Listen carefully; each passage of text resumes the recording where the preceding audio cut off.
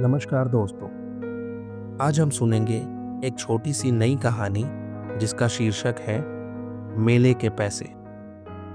लक्ष्मी अपने पति के साथ खेतों में सहायता भी करती थी और घर का सारा काम भी भली भांति संभालती थी। उसका पति हरि बहुत मेहनती था। दोनों पति पत्नी अपने छोटे से घर में मेहनत से अपना पेट पालते थे। उनकी शादी को अभी केवल 2 वर्ष हुए थे और कोई संतान भी नहीं था। घर में केवल हरि और लक्ष्मी रहते थे। हरि दिन भर अपने छोटे से खेत में लगा रहता और जरूरत पड़ने पर छोटी मोटी नौकरी भी कर लेता। वैसे तो वो गरीब था, लेकिन गांव में उसकी बहुत इज्जत थी। लक्ष्मी भी बहुत खुश थी कि शादी के बाद हरि ने उसे अच्छे से रखा था। उस गांव में हर वर्ष माता की बड़ी सी पूजा होती थी और बड़ा सा मेला भी लगता था। हजारों लोगों की भीड़ भी जमा होती, बड़ा सा भंडारा भी लगता और तरह तरह के नाच गाने और तमाशे होते थे। ये इस गांव की पुरानी प्रथा चली आई थी और इस वर्ष भी पंचायत ने तय किया कि माता की पूजा बहुत धूमधाम से की जाएगी। हर साल की तरह मेले के आयोजन के लिए लोग चुने जाते थे और उन्हें अलग अलग तरह की जिम्मेदारी दी जाती थी। इस बार भी ऐसा ही हुआ। बहुत सारे लोगों की एक संगठन बनी और हर एक को अलग अलग जिम्मेदारी दे दी गई। इस बार हरि को कोषाध्यक्ष चुना गया। 3 महीने बाद मेला लगना था। जोर शोर से मेले की तैयारी शुरू होने लगी और पूरा गांव मेले की तैयारी में जुट गया। हर दिन हरि इकट्ठा की गई रकम को 2 सहायकों के साथ गिनता और फिर उस रकम को घर में रखी संदूक में रख देता था। जमा किए गए नगद का हिसाब हरि एवं उसके 2 सहायकों के पास लिखित रहती। जैसे जैसे दिन बीता, अच्छी खासी रकम जमा होती गई। एक बार लक्ष्मी के घर उसके बड़े भाई आ गए। अपने भाई को देखकर लक्ष्मी बहुत खुश हो गई, पर लक्ष्मी को समझ नहीं आ रहा था कि वो उन्हें क्या खिलाए। घर में खाने लायक ज्यादा सामान न था और पैसे भी घर में न थे। उत्सुकता में लक्ष्मी ने सोचा, क्यों न संदूक से मेले के पैसे निकालकर कुछ खाने के लिए मंगा लिया जाए। ये सोचकर उसने संदूक खोलकर उसमें से कुछ रुपए निकाल लिए और सोचा, बाद में पैसे जमा कर उसमें वापस रख दूंगी। ऐसा करते हुए लक्ष्मी के भाई ने उसे देख लिया और सब समझ गया। उसने बड़े प्यार से अपने बहन को समझाया कि बहन, ऐसा करना ठीक नहीं है। ये पैसे सिर्फ मेले के लिए नहीं है, बल्कि गांव वालों का हरि पे विश्वास का प्रतीक है। उसके भाई ने कहा कि लक्ष्मी की घर की हालत उनसे छिपी नहीं है और वे लक्ष्मी से वैसे भी खातिरदारी की उम्मीद नहीं कर रहे थे। वे बस अपने बहन से मिलकर उसका हाल पूछने आए थे। ऐसा कहते हुए उसके भाई ने उसे एक मिठाइयों से भरा थैला दिया जो उनके माँ ने हरि और लक्ष्मी के लिए भेजे थे। ऐसा समझाकर लक्ष्मी का भाई वहां से अपने गांव वापस चला गया, पर लक्ष्मी को उनकी बात समझ नहीं आई और उसने इस बात पे ज्यादा दिलचस्पी भी नहीं दिखाई। इस बात को बीते 4 दिन हो गए थे।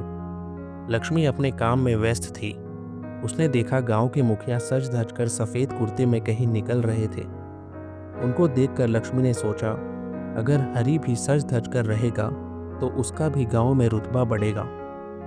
आखिर उसका पति भी मेले का कोषाध्यक्ष है, पर नए कपड़े खरीदने के लिए उसके पास पैसे नहीं थे। तभी उसे संदूक की बात याद आई और उसने सोचा, मेले में वैसे भी अभी काफी वक्त बाकी है, तब तक मेहनत से पैसे जमा कर वापस संदूक में रख देंगे। ऐसे किसी को पता भी नहीं चलेगा। ऐसा सोचकर उसने पैसे निकाल कर नए कपड़े खरीद लिए। हरि के पूछने पर उसने कहा कि ये कपड़े उसके भाई ने उसे दिए थे। ये सुनकर हरि बहुत खुश हो गया और उसे कोई संदेह न हुआ। हरि के संदेह न करने पर लक्ष्मी का भी मनोबल बढ़ गया। उसने तुरंत संदूक से कुछ रुपए निकालकर अपने लिए एक नई साड़ी खरीद ली और उसे छुपा दिया ताकि वो मेले वाले दिन उसे पहन सके। दिन पर दिन अब लक्ष्मी का आत्मविश्वास बढ़ता गया। उसने धीरे धीरे संदूक से रुपए निकाल निकाल कर कभी अपने लिए जेवर खरीदे तो कभी घर की कोई ज़रूरत का सामान। ऐसा लगने लगा जैसे उसकी ज़रूरतें समय के साथ बढ़ती गईं। अब मेले को सिर्फ 15 दिन बच गए थे। सुबह काम पे निकलते वक्त हरी ने लक्ष्मी से कहा कि 2 दिन के बाद पैसे की गिनती शुरू होगी और उसे वो पैसे पूजा और मेले की तैयारी में खर्च के लिए निकाली जाएगी। ऐसा कहकर हरी तो चला गया था, पर लक्ष्मी की आंखों के आगे अंधेरा सा छाने लगा। उसे कुछ समझ नहीं आ रहा था कि अब वो क्या करे। जब उसने हिसाब लगाया तो उसने देखा कि उसने 20,000 खर्च कर दिए थे। ये रकम उसके लिए बहुत बड़ी थी। अचानक अनेक चिंताओं ने लक्ष्मी को घेर लिया था और उसे अपने आप पर बहुत गुस्सा आ रहा था। डर से लक्ष्मी रोने लगी। उसे पता था कि अगर पैसे अपनी जगह पे ना मिले तो हरी आग बबूला हो जाएगा और शायद उसे भी त्याग देगा। रोते हुए लक्ष्मी ने अपने भाई को फ़ोन लगाया। उसे पता था कि उसका भाई उसकी हालत देखकर उसकी सहायता जरूर करेंगे। जब उसके भाई ने ये बात सुनी तो पहले तो उन्होंने लक्ष्मी को बहुत डांट लगाई, पर उनके पास भी इतनी बड़ी रकम नहीं थी। उन्होंने लक्ष्मी को सलाह दी कि वह सब कुछ हरी को सच बता दे। शायद वह कुछ न कुछ इसका हल निकाल सके। उदास होकर लक्ष्मी ने फ़ोन रख दिया। अब वो समझ गई थी कि उसने अपने लालच में बहुत बड़ी मूर्खता कर दी है। उस रात लक्ष्मी को नींद नहीं आई। हरी के पूछने पर उसकी हिम्मत न हुई कि वह उसे सब बता दे। हरी सो गया था, पर लक्ष्मी को नींद नहीं आ रही थी। 2 दिन बीत गए थे। आज से जमा किए गए पैसे सारे ठेकेदारों को देने का समय आ गया था। पंडाल वाले और भंडारे के लिए भी पैसे की ज़रूरत थी। हरी ने बिना गिने ही पैसे को बटोर लिया और सीधे मुखिया जी के पास चला गया। इधर लक्ष्मी को अब बहुत डर सताने लग गया। वह अब अपने लिए नहीं डर रही थी, परंतु उसे हरी की चिंता सताने लगी थी। हरी की ईमानदारी पूरे गांव में मशहूर थी और आज तक उसने कभी ऐसा काम नहीं किया था। लक्ष्मी ने निश्चित किया कि वो मुखिया जी को सब कुछ सच बता देगी और अपने जेवर देकर सारे पैसे चुका देगी। ऐसा सोचकर लक्ष्मी मुखिया जी के घर की तरफ निकल पड़ी। उसे हरी के पहुंचने से पहले वहां पहुंचना था, पर शायद देर हो चुकी थी। उसने देखा हरी पहले ही मुखिया जी और अन्य सहायकों के साथ बैठकर बातें कर रहा है। लक्ष्मी बिना कुछ सोचते हुए अंदर चली गई और मुंह लटकाकर खड़ी हो गई।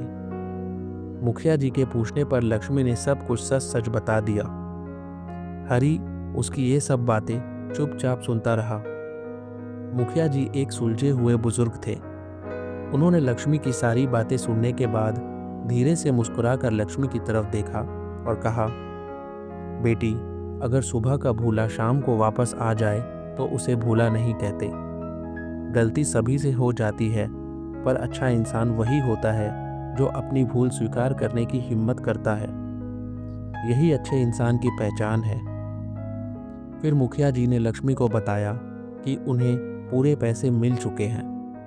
दरअसल लक्ष्मी के भैया ने हरी को पहले ही सब बता दिया था और हरी और लक्ष्मी के भैया ने मिलकर पैसे भी जोड़ लिए थे। यह सुनकर लक्ष्मी की जान में जान आई और उसने सबके सामने हरी को वचन दिया कि वह कभी ऐसा नहीं करेगी।